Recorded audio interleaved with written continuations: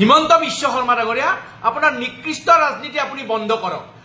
কমসে কম আপুনি জুবিন গাৰ্গক লৈ আপুনি যি আজি যিটো নিকৃষ্ট ৰাজনীতি কৰিলে হেয়া কিন্তু অসমবাসী দেখিলে আজিয়ে নহয় পৰহি দিনা আপুনি সেই একেই নিকৃষ্ট ৰাজনীতি কৰিছিল পৰহি দিনা 20 তাৰিখৰ পৰা গৰেটো নিখা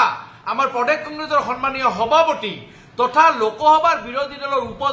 দলপতি গৌৰৱ গগৈ ডাঙৰীয়াই এয়াৰপোৰ্টত ওৰেটো নিখা ৰৈছিলে এই কাৰণে কি যাতে আমাৰ হিয়া ৰামটো জুবিন গাৰ্গ ডাঙৰীয়াক হেক শ্ৰদ্ধাঞ্জলি এয়াৰপোৰ্টত জনাব পাৰে আপোনালোকে সঠিক টাইম প্ৰথমতে নজনালে তাৰ পিছতো ওৰেটো নিখা ৰখাৰ পিছতো কিন্তু গৌৰৱ গগৈ ডাঙৰীয়া ৰাতিপুৱা মানে লাইন পাতি হেক শ্ৰদ্ধাঞ্জলি জনাইছে আপোনালোকে একো সুবিধা কৰি নিদিলে বিৰোধী দলৰ দলপতি লোকসভাৰ বিৰোধী দলৰ দলপতি গৌৰৱ গগৈ ডাঙৰীয়াক কিন্তু সেই একে সময়তে কিন্তু আপোনালোকে দিলীপ শইকীয়া ৰাজ্যিক বিজেপিৰ সভাপতি দিলীপ শইকীয়াক কিন্তু আপোনাৰা এয়াৰপোৰ্টৰ ভিতৰলৈ লৈ গ'ল দিলীপ শইকীয়া কোন হয় দিলীপ শইকীয়া দুবাৰৰ সাংসদ কিন্তু গৌৰৱ গগৈ ডাঙৰীয়া তিনিবাৰৰ সাংসদ দিলীপ শইকীয়া ডাঙৰীয়া অসম ৰাজ্যিক বিজেপিৰ সভাপতি গৌৰৱ গগৈ ডাঙৰীয়া অসম প্ৰদেশ কংগ্ৰেছ কমিটিৰ সভাপতি লগতে লোকসভাত অসমক মানে সন্মান কঢ়িয়াই আনিব পৰা লোকসভাৰ বিৰোধী দলৰ উপদলপতি আসনত থকা এগৰাকী ব্যক্তি সেইগৰাকী গৌৰৱ গগৈ ডাঙৰীয়াক আপোনাৰা এয়াৰপোৰ্টৰ ভিতৰলৈ যাবলৈ নিদিয়ে এতিয়া আজি যেতিয়া সমাধিস্থলত অন্তিম মানে শ্ৰদ্ধাঞ্জলি জনোৱা আছিল আমাৰ হিয়া ৰামচু জুবিন গাৰ্গ দেৱক তেতিয়াও কিন্তু আপোনালোকে গৌৰৱ গগৈ ডাঙৰীয়াক সম্বৰ্ধনা জনাবলৈ আপোনালোকে কোনো ধৰণৰ সুবিধা নিদিলে আমি ইয়াৰ কাৰণে কিন্তু আমাৰ প্ৰদেশ কংগ্ৰেছৰ তৰফৰ পৰা ডিষ্ট্ৰিক্ট কমিশনাৰৰ চিঠি লিখা হৈছিল যে প্ৰদেশ কংগ্ৰেছৰ সভাপতি আমাৰ অসম কংগ্ৰেছ বিধায়িনী দলৰ দলপতি দেৱব্ৰত শইকীয়া ডাঙৰীয়া লগতে আমাৰ প্ৰাক্তন মন্ত্ৰী ৰিপুন বৰা ডাঙৰীয়া প্ৰাক্তন মন্ত্ৰী প্ৰণতি ফুকন ডাঙৰীয়ানী প্ৰাক্তন মন্ত্ৰী প্ৰদ্যুৎ বৰদলৈ ডাঙৰীয়া প্ৰাক্তন প্ৰদেশ কংগ্ৰেছৰ সভাপতি ভূপেন বৰা ডাঙৰীয়া বা আমাৰ ফ্ৰণ্টেল অৰ্গেনাইজেশ্যনৰ আপোনাৰ সভাপতি NSYকে ধৰি সভাপতিকে ধৰি গোটেই NSY সেৱাদল বা মহিলা কংগ্ৰেছৰ সভাপতি ইউথ কংগ্ৰেছৰ সভাপতিকে ধৰি সকলোৰে নাম উল্লেখ কৰি হেক শ্ৰদ্ধাঞ্জলি জনোৱাৰ ইচ্ছা প্ৰকাশ কৰি এখন পত্ৰ প্ৰকাশ কৰিছিল আৰু যিটো পত্ৰত PPS to CM PPS to chief সেক্ৰেটাৰীলৈ পঠোৱা হৈছিল ডিস্ট্ৰিক্ট কমিশনাৰে চিঠিখন পাইছে চাইছে তাৰ পিছতো কিন্তু আপোনালোকে কিন্তু মানে হেক শ্ৰদ্ধাঞ্জলি জনাবলৈ আমাক মানে অকণমান আপোনালোকে চান্স নিদিলে ইমান নিকৃষ্ট ৰাজনীতি ভাল নহয় য'ত সমগ্ৰ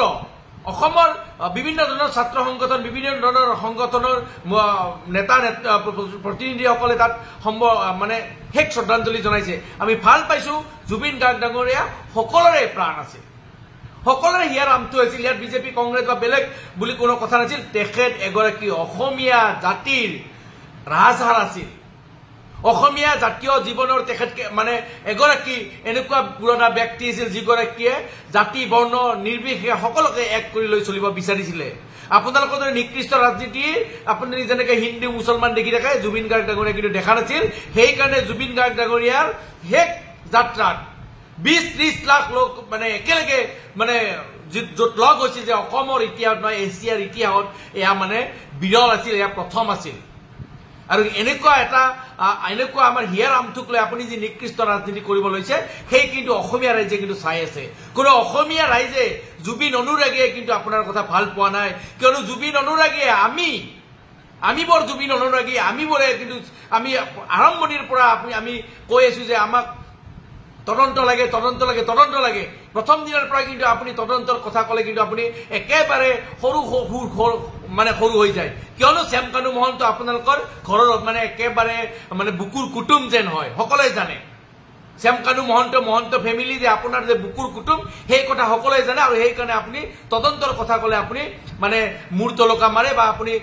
এই ট্ৰেক চেঞ্জ কৰিব বিচাৰে আপুনি কৈছে যে আপুনি ছিংগাপুৰত তদন্ত কৰিব নোৱাৰে কিন্তু আপুনি পাকিস্তানত তদন্ত কৰিব পাৰে আপুনি পাকিস্তানত গৈ তদন্ত কৰিব পাৰে কিন্তু আপুনি ছিংগাপুৰত তদন্ত কৰিব নোৱাৰে আপোনালোকৰ হেমাইৰ বাবে আপোনালোকৰ চৰকাৰৰ অকৰ্মণ্যতাৰ বাবে আমি আমাৰ হিয়া ৰামটো জুবিন গাৰ্গ ডাঙৰীয়াক হেৰাইছো আপোনালোকে দায়িত্ব স্বীকাৰ কৰিব লাগিব অসম চৰকাৰৰ দায়িত্ব আছিল এখন অসমীয়া জাতীয় জীৱনৰ এগৰাকী ব্যক্তি যিগৰাকী ব্যক্তিয়ে অসমীয়াৰ ভাষা সংস্কৃতি কৃষ্টি সংগীত সকলোকে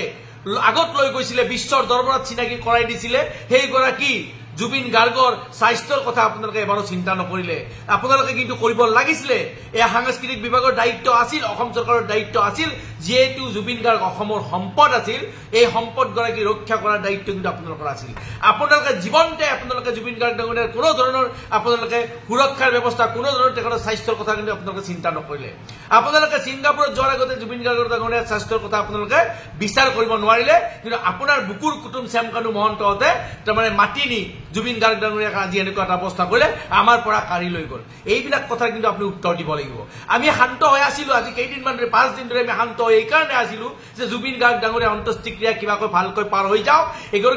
এইগৰাকী জুবিন গাৰ্গ ডাঙৰীয়াক আমি অন্তৰত লৈ চলিছো আমি সৰুৰে পৰা স্কুলীয়া জীৱনত জুবিন গাৰ্গৰ গান শুনি ডাঙৰ হৈছো কলেজীয়া জীৱনত জুবিন গাৰ্গৰ ডাঙৰ গান হৈছো আমাৰ প্ৰতিটো মুহূৰ্তত জুবিন গাৰ্গ ডাঙৰীয়া আছিল এতিয়ালৈকে আমি জুবিন গাৰ্গ ডাঙৰীয়াৰ গান শুনিয়ে আমি ডাঙৰ হৈছো সৰু হৈছো খাইছো বইছো লৈছো ঘূৰিছো ফুৰিছো যিয়ে কৰিছো সকলোতে জুবিন গাৰ্গ ডাঙৰীয়া আছিল জুবিন গাৰ্গ ডাঙৰীয়া আমাৰ মাজত কেনেকৈ আছে এইটো কথা আমি বুজি পাম কিন্তু আপোনাৰ দৰে নিকৃষ্ট ৰাজনীতি কৰা ব্যক্তিয়ে একো বুজি নাপাব কিন্তু আজি শেষ সময়ত আপুনি যিটো নিকৃষ্ট ৰাজনীতি কৰিলে অসমৰ ৰাইজে কিন্তু চাই আছে আপুনি অসমত লোকসভাৰ বিৰোধী দলৰ দলপতি গৌৰৱ গগৈ ডাঙৰীয়াক আপুনি শেষ শ্ৰদ্ধাঞ্জলি জনাব নিদিয়াটো এটা যে নিকৃষ্ট ৰাজনীতি আছিল সেই কথা সকলোৱে কিন্তু অসমবাসী ৰাইজে বুজি উঠিছে আপুনি যোৱা 20 তাৰিখো অৰেটো নিশা গৌৰৱ গগৈ ডাঙৰীয়াই হিয়াৰামটো জুবিন গাৰ্গ ডাঙৰীয়াক মানে শেষ শ্ৰদ্ধাঞ্জলি জনাৰ বাবে ৰৈ আছিল এয়াৰপৰ্টৰ বাহিৰত তেতিয়াও কিন্তু আপোনালোকে চান্স নিদিলে দিলীপ শইকীয়াক ভিতৰত লৈ গ'ল গতিকে এইবিলাক কথা হিমন্ত বিশ্ব শৰ্মা ডাঙৰীয়া চাই আছে ইয়াৰ উত্তৰ কিন্তু অসমীয়া ৰাইজে দিব ইয়াৰ উত্তৰ জুবিন অনুৰাগে দিব ইয়াৰ উত্তৰ অসমৰ প্ৰতিটো জনগোষ্ঠীৰ মানুহে দিব কাৰণ আপোনালোকৰ অকৰ্মণ্যতাৰ কাৰণে আপোনালোকৰ দায়িত্বহীনতাৰ বাবে আমি জুবিন গাৰ্গ ডাঙৰীয়াক হেৰাইছো আমি জুবিন গাৰ্গক হেৰাইছো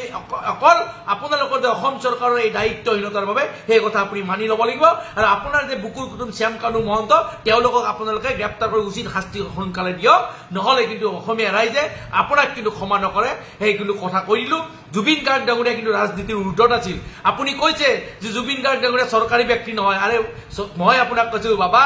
চৰকাৰী ব্যক্তি নহয় সঁচা কথা আপোনাৰ দৰে মুখ্যমন্ত্ৰী আহিব যাব গৈ থাকিব কিন্তু জুবিন গাৰ্গ 100 বছৰতো এটা জুবিন গাৰ্গ নাহিব 1000 বছৰ ৱেইট কৰিব লাগিব এজন জুবিন গাৰ্গ আহিবৰ কাৰণে গতিকে কৈছো জুবিন গাৰ্গৰ স্থান বহু ওপৰত আপুনি চুব নোৱাৰে সেইকাৰণে আপুনি নিকৃষ্ট ৰাজনীতি কৰা বন্ধ কৰক আজি যি কৰিলে পৰহি দিনাৰ যি কৰিলে ইয়াৰ পিছত জুবিন গাৰ্গ ডাঙৰীয়াক লৈ আপুনি ৰাজনীতি নকৰিব ইয়াক কিন্তু আমি সকীয়াই থলো